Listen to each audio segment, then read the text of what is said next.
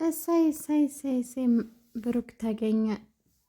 በጣም ደስ ብሎኛል ማለት ነው። ዛሬ ብሩክዬ ተገኝተዋል። እናም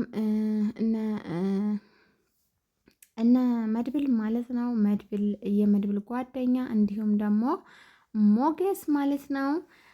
ብሩክን እየፈለጉ ነበረ። አሁን ደግሞ አግኝተውታል። በጣም በጣም ደስ ይላል።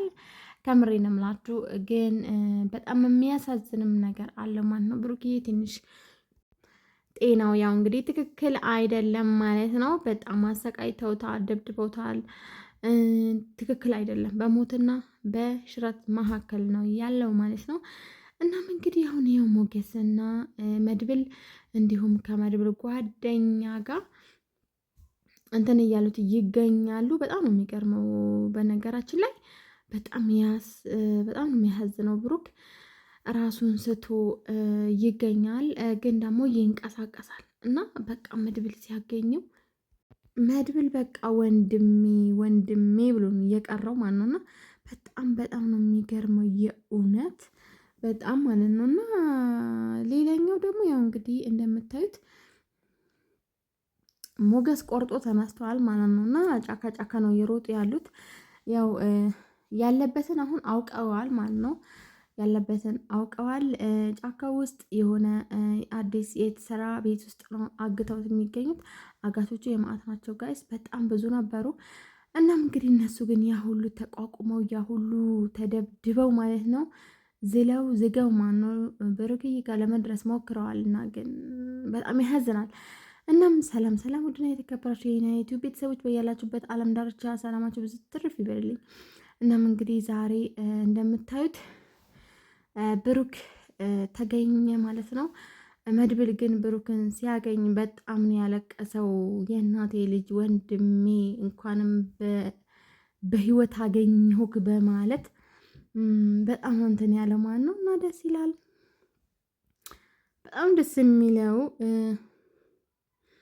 በጣም ደስ ይላል ማለት ነው። እንደምታዩት ተገናኝተዋል። ግን ብሩክ ራሱን ስቷል እና ብሩክ ማለት ነው አሁን ራሱን ስቷል። ራሱን አያውቅም። መድብል ግን በጣም ደስ ያለው ማን ነው ደግሞ እያወጡት ባሉበት ሰዓት ነበረ አጋቾቹን እጅ ከፍንጅ የያዟቸው ማለት ነው። እነሱ ያው የሱን ሰንሰለት እስከሚፈቱ ምን እስከሚሉ ድረስ ቆይተዋል። ማን ነው ካገኙት በኋላ ግን ብሩክ በቃ እንዳልሆነ ነው የሆነው ማለት ነው። እና በጣም ያሳዝናሉ ብሩክና መድብል ማለት ነው። መድብልና ሞገስ ብሩክን እየፈቱ ሳለ ነበረ ሌላ ሰው መጥቶ ከኋላ ሊመታው የነበረው። እናም እንግዲህ በመጨረሻም ያው ይዘውት ደግፈው ነው ይዘውት ሊወጡ ሲሉ መጀመሪያ ደብድቧቸው ነው እየጣሏቸው የገቡ የነበረው። እናም እንግዲህ ይዘው ሊወጡ ሲሉ ማለት ነው የወደቀው ልጅ ተነስቶ በጥይት ብሩክን ከጀርባ ሊመታው ሲል ነበረ። ሞገስ ከፊት ለፊት ገብቶ ደረቱን የሰጠው ማን ነው? ሞገስ ግን መሞት የለበትም። በጣም ያሳዝናል ማን ነው። ምክንያቱም ሞገስ ለብሩክ መስዋዕት ሆኖ እናም ሞገስ ለብሩክ ማለት ነው እራሱን አሳልፎ ሰጠ። እናም እንግዲህ አንዴ ተኳሰና ሞገስ ወደቀ። ድጋሚ ሊተኩስ ሲል እንትን ላይ ብሩክ ላይ ድጋሚ ሊተኩስ ሲል የመድብል ጓደኛ ደርሶ በያዘው ጥይት 2 ጊዜ ተኩሶ ለአጋቹ የተኳሰበት የገደለ ማለት ነው። እናም እንግዲህ ለመድብል እንዲህም በማለት መልስ ሰጥቶታል። አንተ ወንድምህን ይዘህ ከዚህ ውጣ፣ እኔ ሞገስን ይዤ እንደምንም ብዬ እመጣለሁ፣ ሂድ፣ አምልጥ፣ ተነስ በማለትም መድብል ብሩክ ይዘህ ውጣ ነው ያለው ማለት ነው የመድብል ጓደኛ። እናም እንግዲህ በዚህ ሰዓትም ነበረ ሞገስ ራሱን ስቶ ወደቀ። ምክንያቱም ተተኩሶበታል።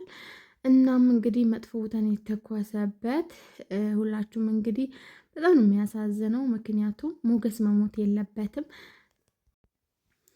እና ብሩክን አድናለሁ ብሎ ነው ራሱን መስዋዕትነት የከፈለው ማለት ነው። እና ቤተሰብ በጣም ነው እንትን የሚለው እና ቪዲዮዬን ላይክ ሸር እያረጋችሁ ሰብስክራይብ ታብ ሸር እያረጋችሁ ማነው አበረታቱኝ። እንዲሁም ደግሞ የደውል ምልክቷን በመጫን የመለቃቸው ቪዲዮዎች ቶሎ ቶሎ ማግኘት ትችላላችሁ። እና በዚህ ድራማ በጣም ደስ ያላችሁ ላይክ ያረጋችሁ፣ ምክንያቱም አሁን ገና ጦርነቱ ተጀመረ። በጣም አክት አለው ማነው ደስ ይላል። ድራማው አሁን ቆንጆ እየመጣ ነው እና ምሳሌ ድራማ እስካሁን ድረስ በጣም አጓጊና ቆንጆ ድራማ፣ አስተማሪ ድራማ ነው ማለት ነው። እንዲሁም ደግሞ በጉጉት የሚጠበቅ ድራማ እየሆነ መጥቷል። በብዙዎችን ዘንድ የተወደደ ድራማ እየሆነ መጥቷል። ምክንያቱም አሁን ላይ ደግሞ የበለጠ ቆንጆ እየሆነ ነው። ምክንያቱም በቃ ደስ ይላል።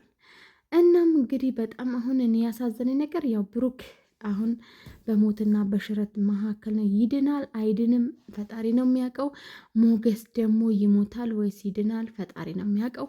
ግን ደግሞ ያው በጣም ያሳዝናል በእውነት። እናም እንግዲህ መጨረሻው እንግዲህ ይሄንን መስሏል እንደምታዩት ያሳዝናል። እና በዚህኛው በኩል ደግሞ ያው ምሳሌና ቅድስት ቤት ውስጥ ይገኛሉ።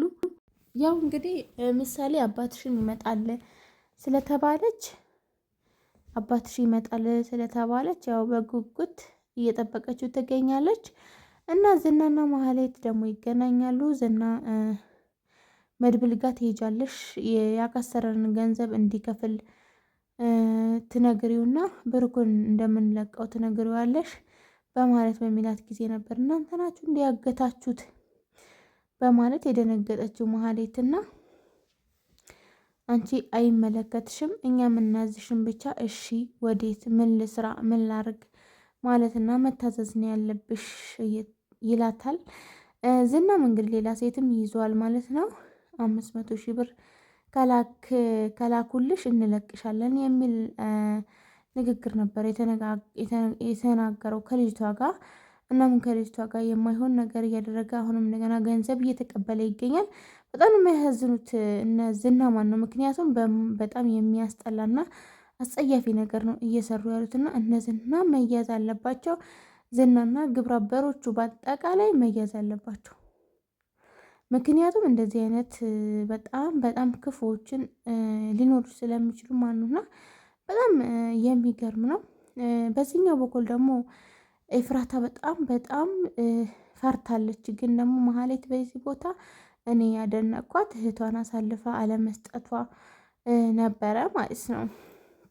ምክንያቱም እገላታለሁኝ የትም ነቅነቅ እንዳትል ብሏት ሳለ እሷ ግን ቤት ውስጥ ሆና የለችም ጠፍታብኛለች በማለት ደብቃታለች። ግን አሁን እስካሁን ድረስ ደብቄሻለሁ፣ ከዚህ በኋላ ግን የፈለግሽበት ሂጂ ተደበቂ በማለትም ትነግራታች። እሷም ስራዬን ትቼ የት ሄዳለሁ ምን በላለሁ በማለትም መልሳላታለች። እናም እንግዲህ በህይወት መቆየት ከፈለግሽ ሳትበይም ቢሆን እንግዲህ ከዚህ አምልጪ በማለት ነበረ ማህሌት የነገረቻት። እናም እንግዲህ እኔ ከዚህ በኋላ እሷን አልፈልጋትም፣ አንቺ የምልሽን ነገር አድርጊ ነበር ያላት። በመጨረሻም እንግዲህ ሞገስ ላይ ተኮሰው። ቀጣይም እንደሚሆን አይታወቅም። እስከዛው ድረስ ቸር ቆዩልኝ።